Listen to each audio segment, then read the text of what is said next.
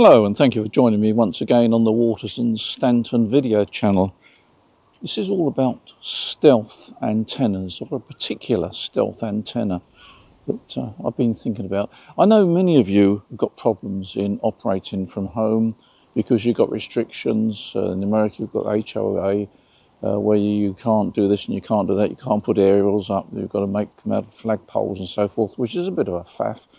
And here in the UK and in other parts of Europe, you've got small gardens and you've got restrictions on what you can and can't do. The neighbours might complain, or there may be real restrictions on what you can and can't do in your own garden, which is a bit unfortunate for radio amateurs, isn't it? We do need an aerial. Well, I've been looking at something which will give you some DX opportunities. It's not expensive to use or to do or to implement. The antenna itself is quite simple and you'll get some good results. And I think that whilst it doesn't suit everybody, it will suit an awful lot of people. Now, the antenna that I'm going to use for this is an Ampro antenna. The Ampro antenna is in two sections. You've got this helically wound lower section, and you've got the upper section, which is the whip that brings it to resonance. And the whip screws into the top there, and it's probably around about 7 foot long, maybe a bit longer than 7 foot.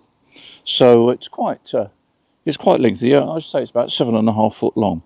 The good thing about this antenna is that you can adjust the whip. You can push the whip in and out, and then fasten it with Allen keys. And that is effectively pre-tuned. And because it's in two sections, it means to say that it's not too difficult to pack away when you're not using it. So what's the advantage of the Ampro antenna?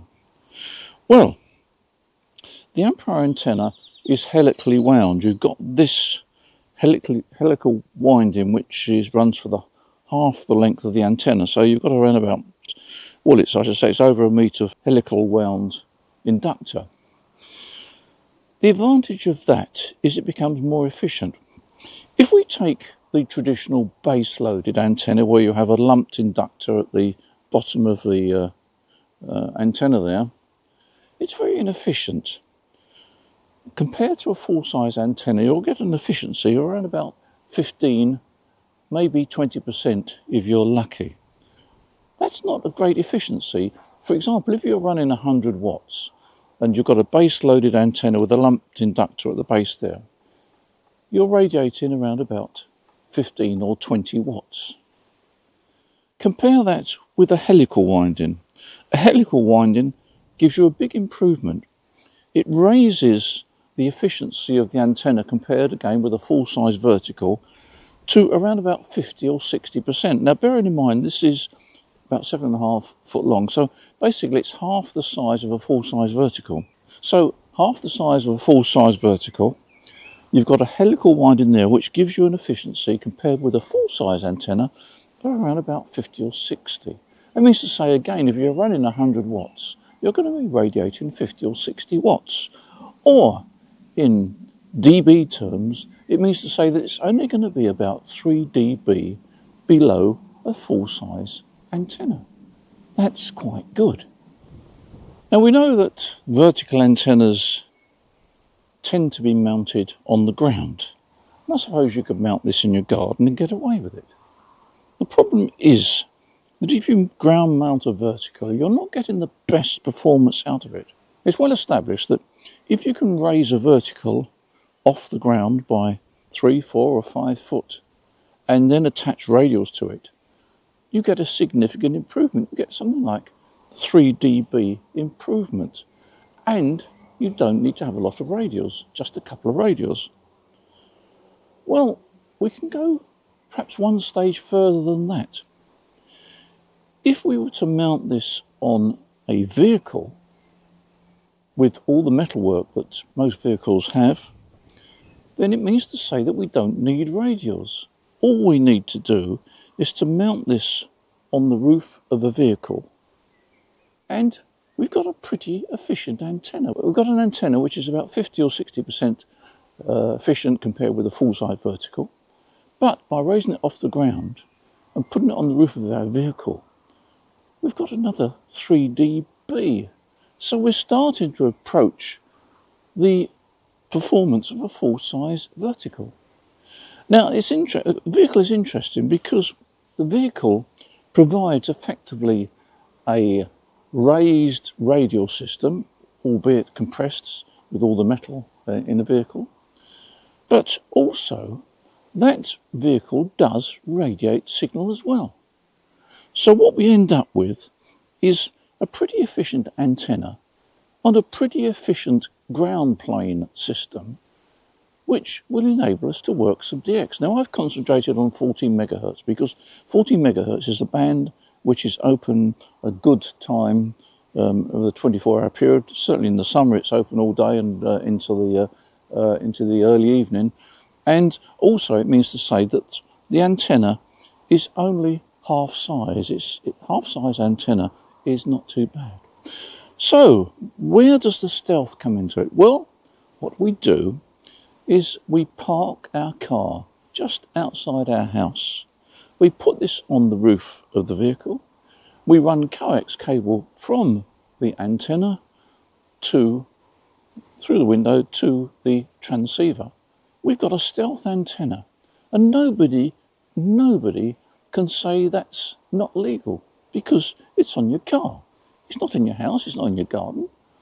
Nobody can stop you putting an aerial on top of your car and parking it outside your house. So we've got a stealth antenna, which is stealth in the way that we use it, but it doesn't have to be hidden away, which gives us an advantage. It gives us the ability to get some good performance. Let me show you a typical setup and the sort of performance that you might get with this stealth system. So, this is my stealth antenna system. An antenna which is perfectly legal no matter what restrictions there are on antennas in your location, on the property. And it's a way of getting on the air with some good results and without infringing regulations. And what I've done is I've run this mag mount, or the cable rather, from the mag mount across to the nearest window in the house here, and that enables me to operate even when it's raining and when it's really cold. I've mounted this magnetic mount off center just so I can photograph it. Really and truly, what you need to do is to put the mag mounts in the center of the car roof. That will give you the best results. Also, you need to use a mag mount with a thinner membrane on the bottom as possible. This is a diamond mag mount. Diamond mag mounts are excellent. They've got a very thin membrane. That means to say you get a lot of capacity between the mag mount and the car. And it's that capacity which forms the earth side, if you like, of the antenna system. So it's worth spending a bit of money on a decent mag mount. You'll get much better results. If you get a mag mount which has got thick rubber boots, if you like, or whatever you call it, then you have less capacity, less performance. You'll also notice that I've added a line isolator there. That's really a very untidy one. It works on this frequency, 20 meters, but that really should be wound tighter with some tie wraps to make it neater. So not a good example, but anyway, it does the job. So what I'll do now is I'll take you inside, show you the test setup and the results that I've been getting. So let's step inside and have a look. And I've chosen my little QRP QMX setup to test how well this antenna works, because I'm going to use reverse beacon and send out some CW calls to see how the antenna is radiating. But first of all, let's have a look at the VSWR. Where would I be without my rig expert antenna analyzer? It's a really brilliant instrument. I use this so much. And well, let's see what it shows. It's already been pre-tuned to 40 megahertz. 40 megahertz in the center, you'll see in a minute. Right, just going to do a scan now. And there we are, you see it's resonant near the bottom of the 20-metre band, which is ideal for what I want. Well, this transceiver is running 4 watts, so we're going to put out a QRP of 4 watts, low power 4 watts, put it out several CQs and then see what it shows on reverse beacon. Ben doesn't seem to be very active at the moment, but we'll see what happens.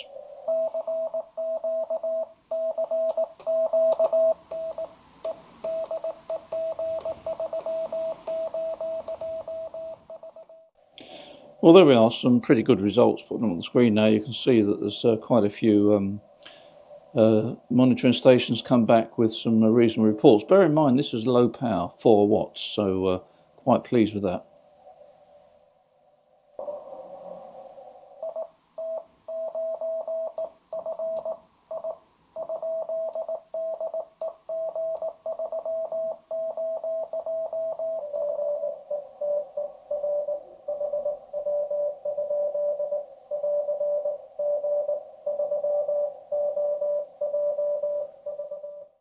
Well, that was an extract from a QSO I had with IT9 IFI, Sergio, in Italy, of course.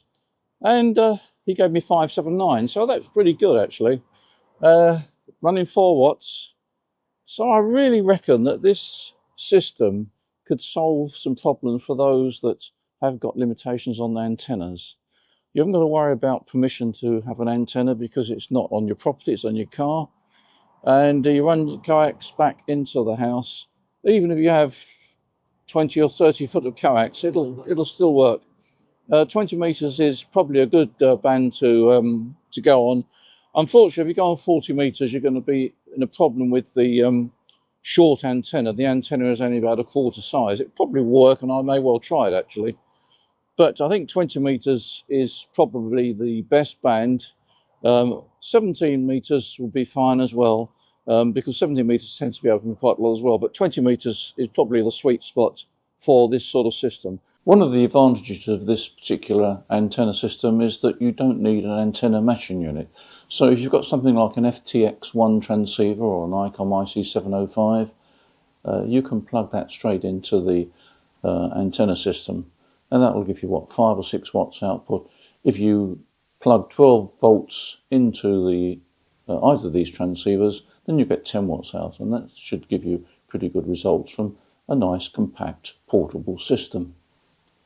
I hope it encourages some of you that thought that it's impossible to have a go, and particularly if you can run 100 watts from your home station in there into your antenna here, because this antenna will take 100 watts, you'll get some good reports. I mean, I was running 4 watts, so if you were to run 100 watts, you'd be 2S points plus stronger than I am on my 4 watts. So if I was getting 579 from Italy, from here in the UK, then he would have given me 5.9, perhaps 5.9 plus, if I was running 100 watts. And of course, you can easily run higher power from indoors, more difficult in the car on its own. But I think this system has got a lot of merits, and I hope that some of you find it interesting. I hope some of you give it a try as well. In the meantime, thanks for your support on this channel. It's much appreciated. And also, of course, at the shop. But don't forget, we send goods all over the world. So even though you may not be in the UK, we can get goods to you pretty quickly. Even to Australia and New Zealand only takes about 6 days. USA, probably about 3 days, something like that. So there we are. In the meantime, you enjoy your ham radio, you take care, and I look forward to seeing you as usual in the next video. Bye for now.